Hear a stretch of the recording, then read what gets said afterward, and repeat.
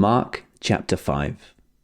They went across the lake to the region of the Gerasenes. When Jesus got out of the boat, a man with an impure spirit came from the tombs to meet him. This man lived in the tombs, and no one could bind him any more, not even with a chain. For he had often been chained hand and foot, but he tore the chains apart and broke the irons on his feet. No one was strong enough to subdue him. Night and day, among the tombs and in the hills, he would cry out and cut himself with stones. When he saw Jesus from a distance, he ran and fell on his knees in front of him. He shouted at the top of his voice, "What do you want with me, Jesus, Son of the Most High God? In God's name, don't torture me." For Jesus had said to him, "Come out of this man, you impure spirit." Then Jesus asked him, "What is your name?"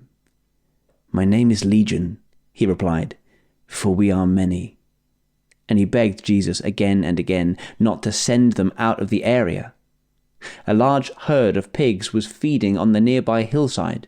The demons begged Jesus, "Send us among the pigs, allow us to go into them." He gave them permission, and the impure spirits came out and went into the pigs. The herd, about 2,000 in number, rushed down the steep bank into the lake and were drowned. Those tending the pigs ran off and reported this in the town and countryside, and the people went out to see what had happened. When they came to Jesus, they saw the man who had been possessed by the legion of demons sitting there, dressed and in his right mind, and they were afraid. Those who had seen it told the people what had happened to the demon-possessed man, and told about the pigs as well.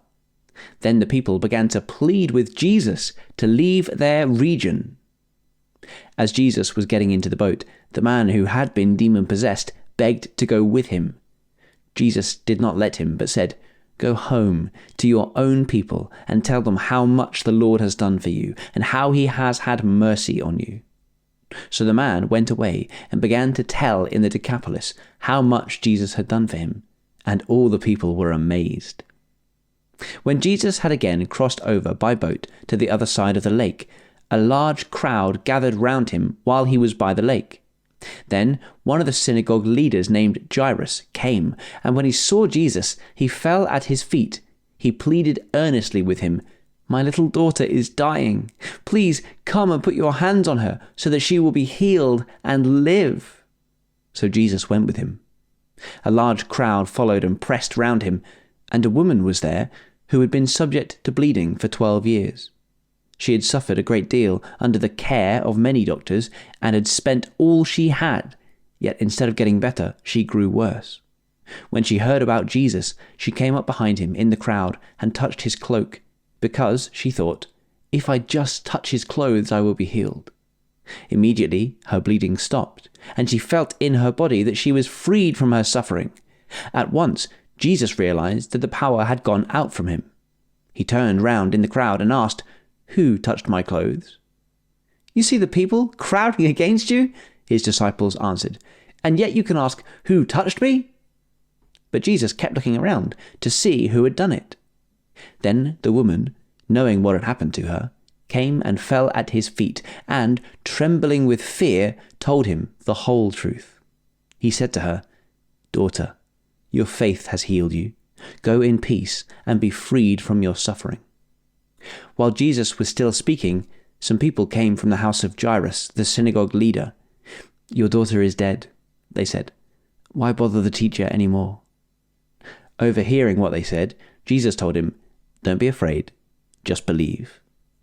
He did not let anyone follow him except Peter, James, and John, the brother of James. When they came to the home of the synagogue leader, Jesus saw a commotion, with people crying and wailing loudly. He went in and said to them, "Why all this commotion and wailing? The child is not dead, but asleep." But they laughed at him.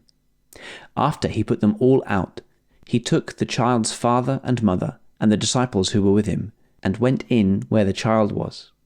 He took her by the hand and said to her, "Talitha cum," which means, "Little girl, I say to you, get up." Immediately the girl stood up and began to walk around. She was 12 years old. At this, they were completely astonished. He gave strict orders not to tell anyone about this and told them to give her something to eat.